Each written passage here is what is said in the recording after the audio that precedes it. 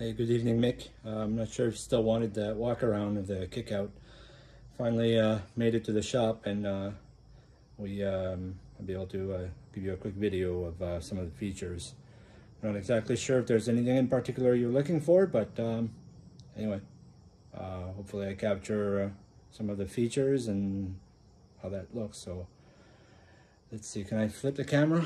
No, I guess not. So it'll be two videos that I'll stitch together. All right, so here goes. Bear in mind, this is a 2012 with 100,000 miles, 160 odd kilometers. So yeah, I mean, it's been driven. We tried to take care of it. We clean it, but it's not a trailer queen. So yeah, it's got the headlights in the hood, as you remember, or as you've seen. The Nerf Bar, as they call them. Now these are just, I don't know if you'll be able to see, they're just bolted to the front beam, and then with a sort of like a half clamp on both sides. And the top, it's just a clamp with a piece of pipe that's drilled and bolted on the strut tower, or the shock tower. Yeah, we opted to not use the side latch that normally come here. What we did, and has worked well, is I used a marine cabinet latch that's just hooked up to the hood here. It's just glued on a piece or bolted on a piece of teak that's glued to the hood, and then over here it's just a piece of aluminum that's bolted to the cowl that catches it. Running Super Beetle windshield wipers, runs well. Those are good. They clear the hood. Fuel tank, standard Beetle fuel tank. I did have to cut the where the normal gas cap went and put it up here. The headlights, interestingly enough, are the same headlights that go on a regular buggy, but they're mounted inside, so don't really see them. This front area, pretty cool. We carry oil and gas and extra tools and stuff. The only thing is it tends to fill up with water. We had to drill some holes through the bolts that hold the front hood because it was filling up with water. Other than that, I think that's pretty much it for the front. We're running Honda S2000 wheels. Tried to get them to be as flush as possible with the body. The side pods, they tuck in nicely.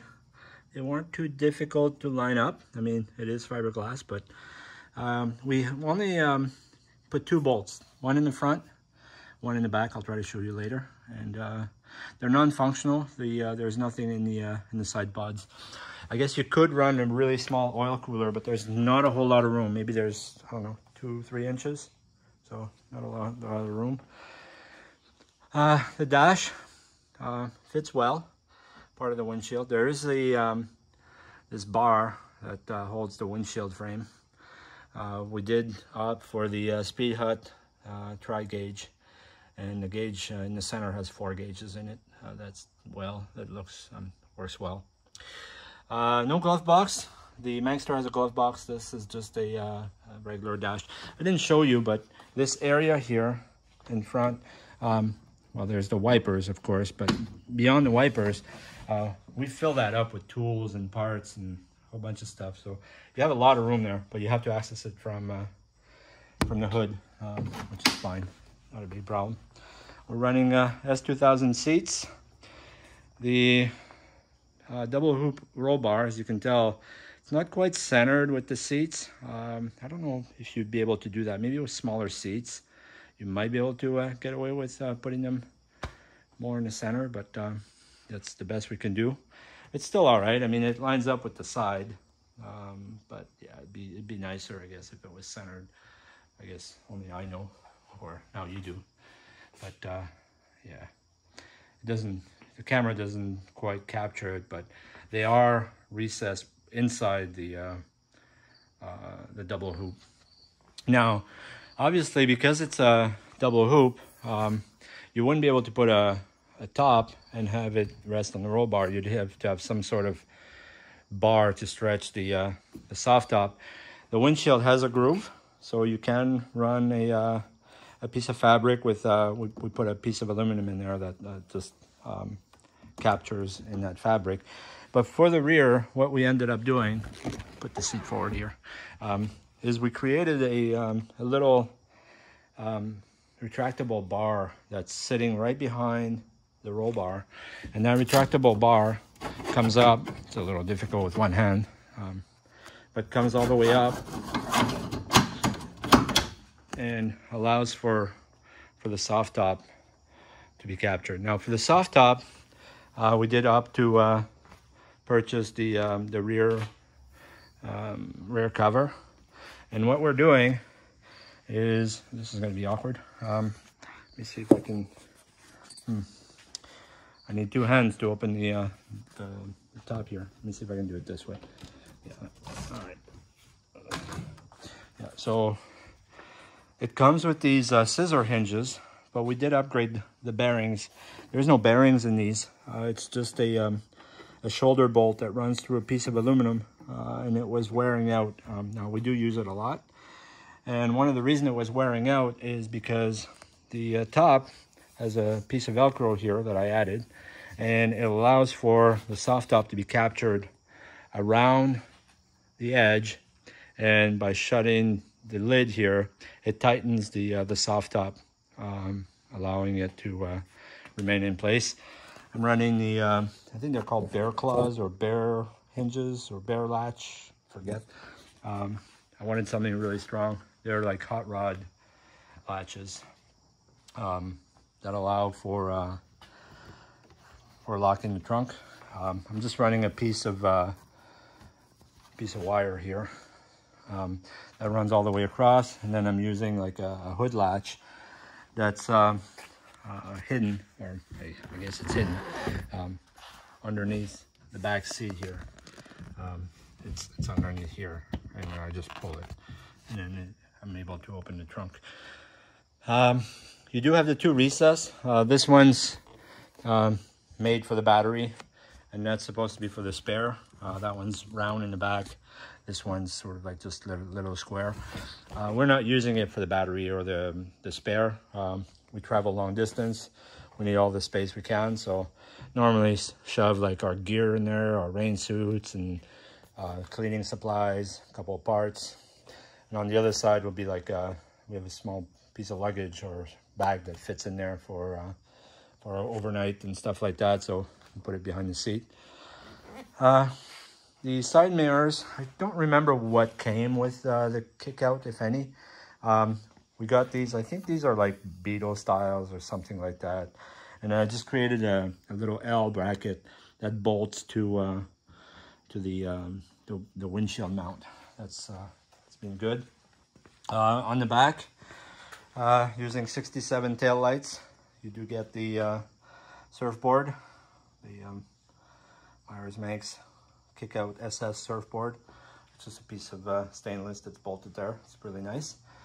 You get the larger opening. So I mean, it's kind of meant for dual carburetors. I think if you're running just the single one and not have anything on the sides, it might look a little weird, but yeah, don't know. We opted for the Manxter bumper, rear bumper, and we mounted the license plate on the where the skid pad goes. I mean, we're not really taking this thing off-road other than the beach. Yeah, it's too low. It's not really meant for that, although we've taken it a few times on the beach. Not exactly sure what else to show you. This is the rear bolt that I wanted to show you for the side pods. So one bolt in the front, one bolt in the rear. That's it. It's not going anywhere. Hasn't moved. We're running the forget who makes those carpet. Anyway, there's a company that makes all these short wheelbase carpets. It's deteriorated from the sun. It's got no UV protection on there, and yeah, it's actually our second one. But other than that, I hope that gives you a good view. The hood, there's nothing to stop it here in the front, so I added a little piece of wire tied to the gas tank holder and just to the headlight bucket. It's done well. It does come with this hard plastic weather strip. It's just hard plastic. Kind of wish it was it came with some sort of rubber seal. It has worn a little bit the fiberglass or the gel coat, but I mean, what do you expect? The mileage we've done, and it's still a few years old, so yeah. I hope that gives you a good view of what this is like. In here, to mount the latch, I just put a piece of plywood. Didn't want to put the latch on the fiberglass, so it's just a piece of plywood that's just wedged in there, and there's a bottom one that's tied to this one with a couple of L brackets. It hasn't moved, and I mean, it moves a little bit like that, but it holds the hinges fine. And you can put a lot of luggage in there. We carry a lot of stuff. And yeah, if you're curious, that is a 1776 dual carb. I did have the Myers Manx Sidewinder with the powder coat or the ceramic coat, but it doesn't last. So there's a fellow out in England somewhere, vintage Vauxhall, makes a stainless copy of it, not cheap, but went with this one and put a spark arrestor to quiet it down a little bit. And anyway, that's just me rambling. Hope that gives you what you were looking for. And if there's any particular area, feel free to ask, and be more than happy to share that with you. All right, Mick, take care.